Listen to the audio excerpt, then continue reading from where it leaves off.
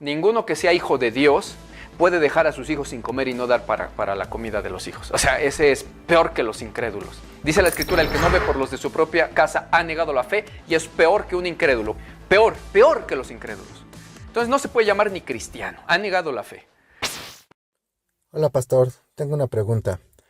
¿Un cristiano puede actuar legalmente contra un inconverso?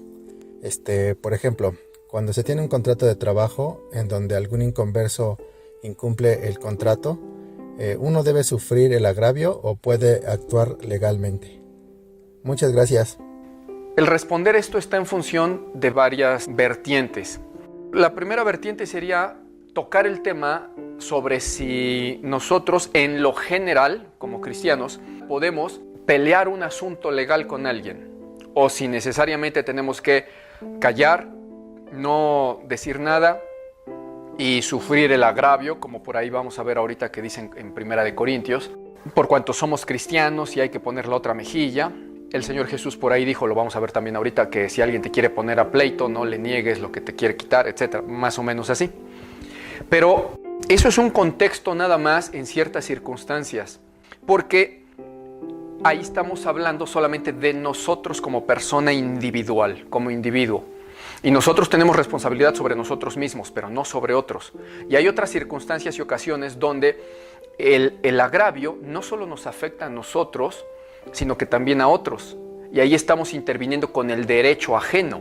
Y nosotros no podemos perdonar por otros, ni conceder derechos por parte de otros o dar concesiones por parte de otros. Y sobre todo que los otros a lo mejor ni siquiera son cristianos. No podemos obligarles a eso. Entonces, una vez que veamos eso, tenemos que ver también la otra vertiente en donde tenemos que analizar cada una de las circunstancias que atañen a los casos. En esta otra vertiente de la que estoy hablando, ya estoy hablando de situaciones donde no solamente nosotros somos como individuos los afectados, en lo cual sí es un tanto sencillo, porque pues tenemos la facultad de decidir, hay que quede ya, si quieres quítamelo ya, yo no te voy a pelear nada. Tenemos facultad para ello, e incluso instrucciones de parte del Señor Jesús. Pero en esta otra vertiente de la que hablo, que ya no somos solo nosotros, puede haber diversidad de circunstancias.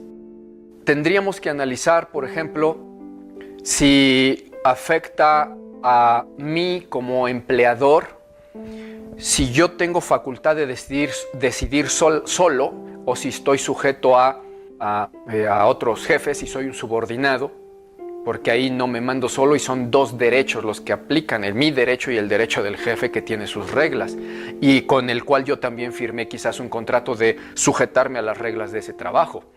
O en otras circunstancias tenemos que ver si afecta a un grupo de personas dentro de la empresa. En otras circunstancias tenemos que analizar si esa falta del inconverso que está haciendo al infringir un contrato, por ejemplo, pone el hermano Ramsés, contrato de confidencialidad, un contrato de trabajo, muchas veces esa violación constituye un delito. Y ese delito no está siendo exclusivamente a veces contra nosotros, sino contra la empresa a la que trabajo, contra los compañeros de trabajo, o también es un delito que quizás puede volverse a repetir por parte de ese inconverso en otros lugares. Quizás está defraudando empresas, quizás está cometiendo delitos repetitivos en diferentes lugares, y entonces ahí son circunstancias diferentes en las que yo debo de atenerme a otros versículos, no solo al del Señor Jesús cuando dijo pon la otra mejilla, porque aquí ya es otro derecho de otras personas, y hay otros versos como los de Romanos que dicen las autoridades terrenales están puestas por Dios y se debe uno de atener y sujetar a ellas, no en vano llevan espada. Entonces, si alguien está cometiendo un delito que ya no solo nos afecta a nosotros sino a varios, y tenemos una responsabilidad para con la empresa en donde nos están encargando que veamos por el buen funcionamiento de ese departamento o esa área del trabajo, parte de nuestra responsabilidad, seamos cristianos o no, es ver que no se cometan delitos, que no se infrinjan leyes, que no se violen contratos, porque eso pues, desde ya es un delito. Y si sucede y va en agravio de la empresa y del personal, a lo mejor yo por mí perdono el agravio, pero el de los demás yo tengo que velar por el derecho de los demás. De otra manera yo no sería un hombre justo. sería injusto que concede el derecho a otros a impíos para negarle el derecho a los justos. De hecho, hay por ahí un versículo, yo ya quiero entrar en materia con versículos, porque hasta ahorita estoy hablando como si fueran mis palabras, pero quiero que me acompañen, por favor. Proverbios 18 dice: tener respeto a la persona del impío para pervertir o violar el derecho del justo no es bueno. Proverbios 17:15. El que justifica al impío y condena al justo, ambos son igualmente abominables ante Jehová. ¿Cuáles ambos? Pues el impío y el que le justifica. En Isaías 5:23 dice: ay de los que son valientes para beber vino y hombres fuertes para mezclar bebida, y de los que justifican al impío, los que lo justifican, ¿sí?, para quitarle el derecho al justo. Fíjense cómo Dios, en su inmensa y grande sabiduría, nos está dando aquí reglas de derecho internacional, derecho básico. No podemos concederle ciertos derechos o respetar la persona del impío que está violando derechos de un justo o de otra persona. Hay muchos versículos que Dios da sobre el derecho de los demás, pero específicamente los que acabamos de leer de Proverbios e Isaías están hablando de que por nuestra parte no debemos de conceder mayor derecho al impío o al delincuente que al justo que ha sufrido el agravio. Esto sucede mucho en el mundo, lo hacen personas sin escrúpulos y que incluso se hacen llamar defensores de derechos humanos. Quieren defender que el mara, el delincuente, el asesino, que debe 15, 18 vidas, que descuartizó personas y que ahora está en la cárcel, le quieren decir a los gobiernos que están defendiendo sus derechos humanos porque no les dan 3 comidas al día, sino solamente 2. Y eso es quererle dar todos sus derechos al impío, violando y pervirtiendo y teniendo respeto por la persona de un impío, pervirtiendo los derechos del justo a los cuales ese asesinó, mató, robó, violó, etc. Y por supuesto que eso es una abominación. Y eso a veces hacen las organizaciones de derechos humanos. Le dan lugar al impío, ¿sí?, cuando lo que el impío merece en esas circunstancias es castigo. Y así se hace justicia. Como podrán ver, les decía yo, esto es cuestión de muchas vertientes y contextos que hay que analizar. Esto es en lo general para que cada persona discierna si se están violando derechos de otras personas, si se agravió a la empresa, a los trabajadores y muchas circunstancias. Pero cada caso en lo particular debe de analizarse de una manera estricta, porque cada caso es diferente. Muchas veces alguien puede decir, bueno, sí es mi empresa, pero yo tengo la autoridad y el poder de hacer y deshacer. Y no agravió a nadie, solamente pues incumplió, y ¿qué puedo hacer ahí? Bueno, es cuestión de discernir en el momento. Si el hermano es verdaderamente cristiano, el que está ejerciendo esto, pues ni siquiera preguntará, no afectó a nadie, ya violaron un contrato, pero no afecta a nadie, no va a afectar a nadie después en otras empresas, todo eso a lo mejor le pasa por alto y dice, bueno, ya, pues que se vaya y lo perdonamos y ya. Yo en nombre de la empresa, porque tengo facultad y un poder notarial para hacerlo, y a nadie afectó. Pero ¿qué tal si sí? En otras circunstancias. Entonces se tiene que analizar por separado el caso, ¿sí? Y decíamos que esto es en lo general, y ateniendo estos principios básicos con Biblia, con versículos, para cuando se puede estar afectando a otros. Cuando es para nuestro agravio nada más, Dios ahí sí fue muy específico al decirnos en Mateo 5:40. Habéis oído que se dijo ojo por ojo y diente por diente.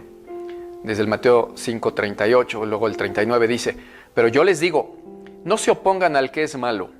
Antes, a cualquiera que te hiera en la mejilla derecha, ponle también la otra.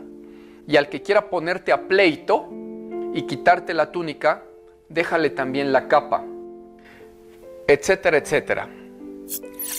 Aquí aparentemente estaría contestado todo, pero es que miren, lo que pasa es que el cristiano está habituado a agarrar un versículo y dice, ahí está, ahí dice y ya, y así se hacen doctrinas y sectas. La Biblia, la doctrina no se asienta con un solo versículo de la Escritura, se asienta con todos. Salmo 119, verso 160. La suma de tu palabra es la verdad. No solo un versiculito. Ese es verdad, pero este de acá también, y este de acá, y este de acá. Todos, la suma, todo lo que diga de un tema. Entonces el Señor Jesús dijo esto aquí, ciertamente. Pero es un contexto y una situación específica. A mí me quiere quitar la capa. A mí me quiere obligar a llevar una carga. A mí me quiere poner a pleito por una cosa mía de mí. Entonces yo como cristiano le digo, mira, no te preocupes, déjalo así ya. ¿Sí? Que el Señor te bendiga. No pasa nada, o sea, ya, etc. Y le hablas de Cristo y todo y le perdonas. Pero obviamente, como acabamos de decir, hay circunstancias en las que son otros los afectados. Por ejemplo, alguien preguntó por ahí si podía solicitar una pensión alimenticia a su cónyuge por medios legales, porque la persona, fíjense, aparte de todo, diciéndose cristiana, no la que preguntaba, sino el cónyuge, se había desentendido de la manutención de sus hijos y no quería dar. Entonces, ahí hay dos, fíjense cuántas vertientes hay dentro de cada tema. Ahí hay dos vertientes. Primero, que la persona que pregunta eso nos dijera que el cónyuge es inconverso, ateo, católico, lo que sea. Y entonces diríamos, bueno, el Señor Jesús dijo, te quiere poner a pleito, pues perdónale y no le entres al pleito. Y por ende, pues tú tampoco le andes poniendo pleito. Pareciera que eso pudiéramos decir. En 1 Corintios 11, dice la Escritura, acompáñenme por favor, pero no pierdan este versículo que estamos leyendo ahorita. Capítulo 6, dice, le está hablando Pablo a los creyentes.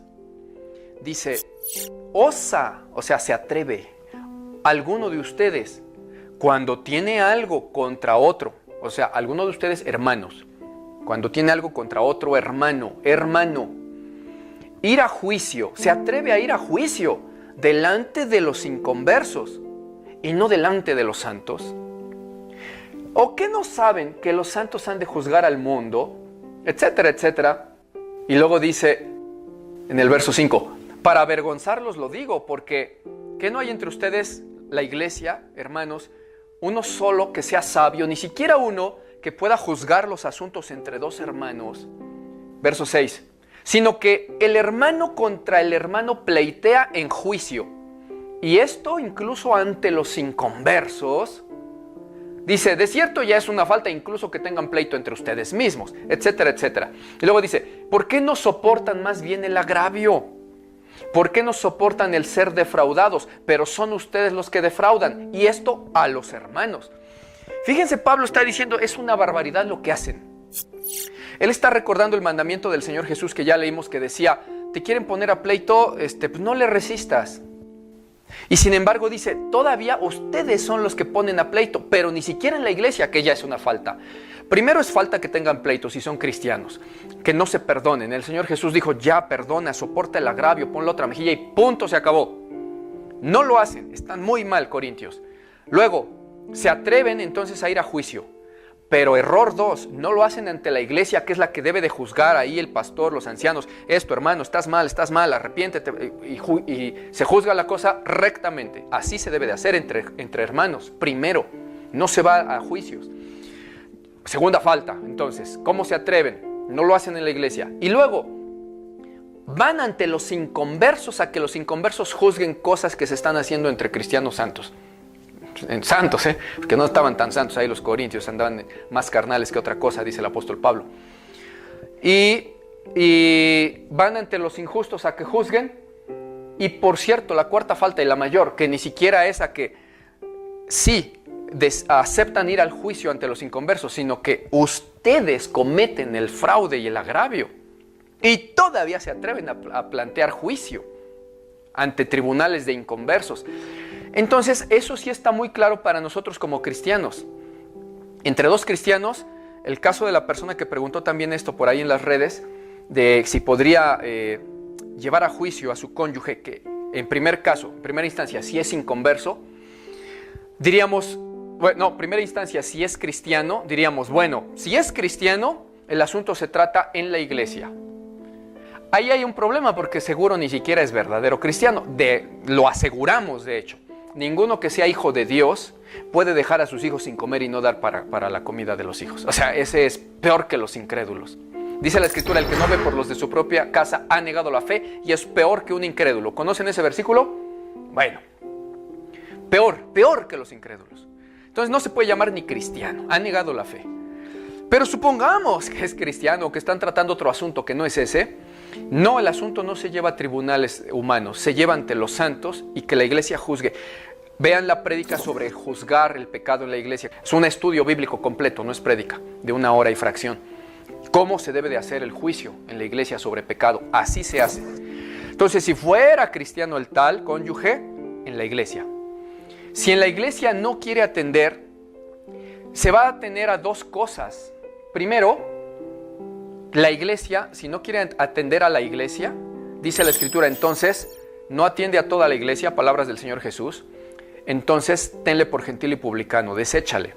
El apóstol Pablo también dice que el que persiste en pecar y no entiende las amonestaciones, deséchale porque el tal se ha pervertido y peca y está condenado por su propio juicio, así dice. También en 1 Corintios 5 dice, aparten a ese perverso de entre ustedes, apártenlo, entréguenlo a Satanás, para que Satanás destruya su carne, su cuerpo, o sea, que le vaya como, decimos en México, que le vaya como en feria, a ver si así aprende y se arrepiente y quizás su espíritu se salve en el día del Señor. Entréguenlo a Satanás, fuera. Si se arrepiente puede regresar a la iglesia, pero mientras no está separado del cuerpo de Cristo, y Jesús dijo, tienen mi autoridad, lo atan aquí, yo lo ato arriba. Eso es el primer juicio que se enfrenta un cristiano en ese caso. Y es terrible, porque prácticamente Dios está dando la autoridad a que si dos o más de vosotros se reúnen y decretan esto en mi nombre, entiéndase, decreto no es como las iglesias falsas de la prosperidad, que dicen, yo decreto, no. Decreto ahí sí es porque reunidos dicen, vamos a hacerlo así, el Señor Jesús lo dijo, dile al hermano solo, no entiende, dilo con testigos, no entiende, dilo a la iglesia, no entiende, tenlo por gentil y publicano, y mi Padre lo ata en el cielo porque ustedes lo hicieron aquí como un edicto, ¿no? Un decreto. Mi Padre lo ata, o sea que con la autoridad de Dios se es entregado a Satanás. Y esto no es de extrañarse. El apóstol Pablo también ahí en Corintios 5 y 6 dice, en el nombre y con el poder de nuestro Señor Jesucristo, fíjense, acompáñenme, dice 1 Corintios 5, 4, desde el 3, ciertamente yo como ausente en cuerpo, pero presente en espíritu, ya como presente he juzgado al que tal cosa ha hecho. En el nombre de nuestro Señor Jesucristo, primero es en el nombre de Cristo, pero además, reunidos vosotros y mi espíritu, con el poder de nuestro Señor Jesucristo, el tal sea entregado a Satanás para destrucción de su carne a fin de que el espíritu sea salvo en el día del Señor. En el nombre y con el poder. ¿Por qué dijo así? Bueno, porque Pablo conocía lo que dijo Jesús. Yo les digo, no entiende a toda la iglesia, téngalo por gentil y publicano y apártelo. Y si ustedes lo decretan aquí, lo atan en la tierra, mi Padre lo ata en el cielo y queda firmado. Lo hacen con mi autoridad y con mi poder. No es cualquier cosa. El consejo de ancianos y de pastores en la iglesia entregan a alguien a Satanás, es como si Jesús lo hubiera entregado a Satanás y destituido. No permanentemente de la gracia, pero sí mientras tanto apartado del cuerpo de Cristo. Si es que después se arrepiente, se le puede recibir. Porque fue el caso de este varón de Corintios 5 que tenía como amante a su madrastra. En la segunda carta de Corintios, Pablo habla de que le perdonen ya, que ya sufrió mucho y ya se arrepintió. Dice, yo le perdono, perdónenle también, para que no sea consumido de demasiada tristeza. Ya regresó, gloria a Dios.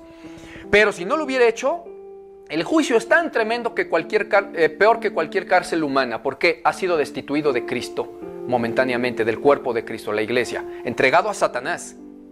¿Sí? Téngale por gentil y publicano, o sea, pagano pecador.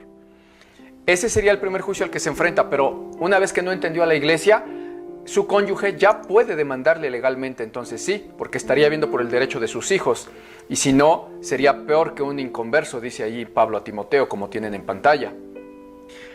Esto si fuera cristiano.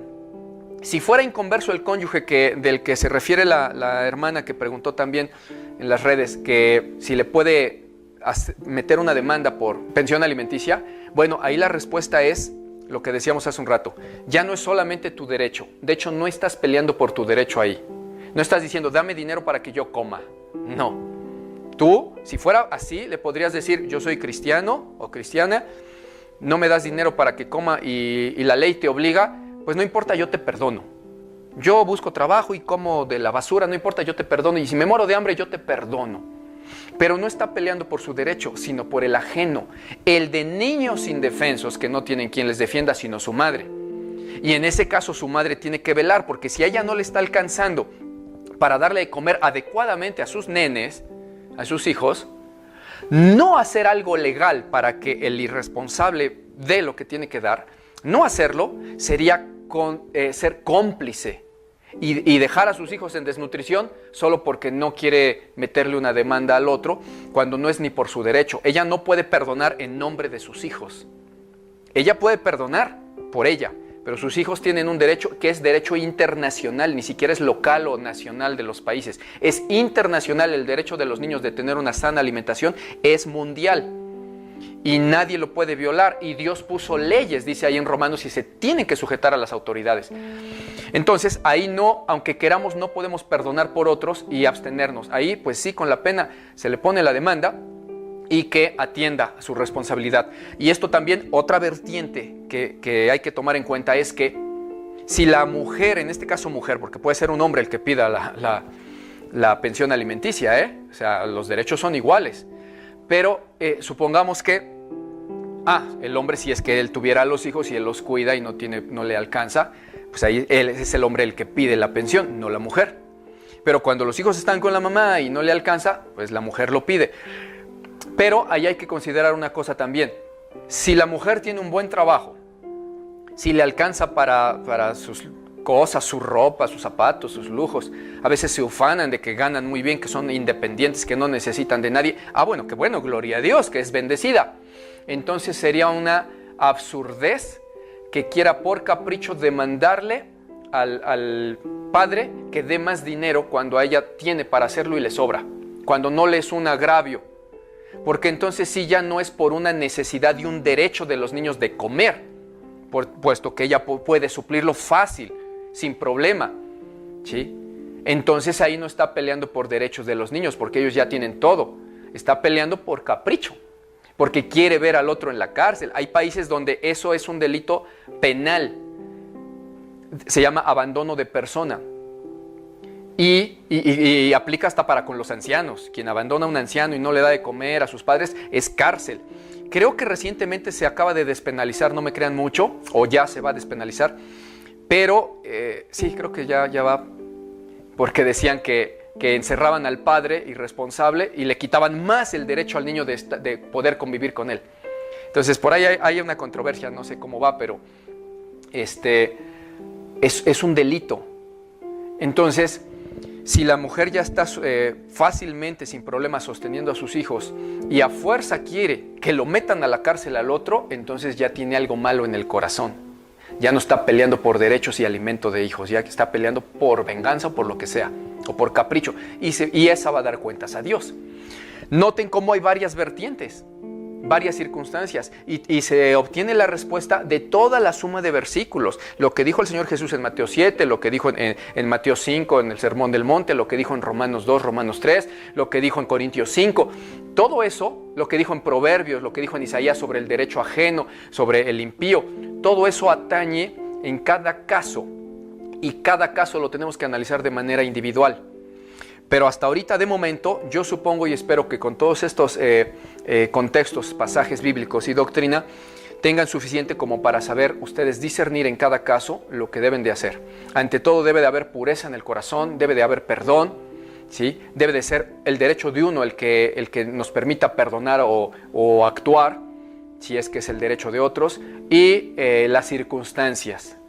Porque decíamos, en el caso de la mujer, sí es el derecho de otros, el de los niños, pero las circunstancias, es una mujer adinerada que no necesita pensiones, pues la circunstancia le está dando para decir, bueno, ya hay que quede, se las va a ver con Dios y Dios le va a reclamar y se va a ir al infierno, pues ya es cosa de él, yo le perdono y ya. Son circunstancias, pero todo debe ser bíblico y con orden y pureza de corazón al actuar.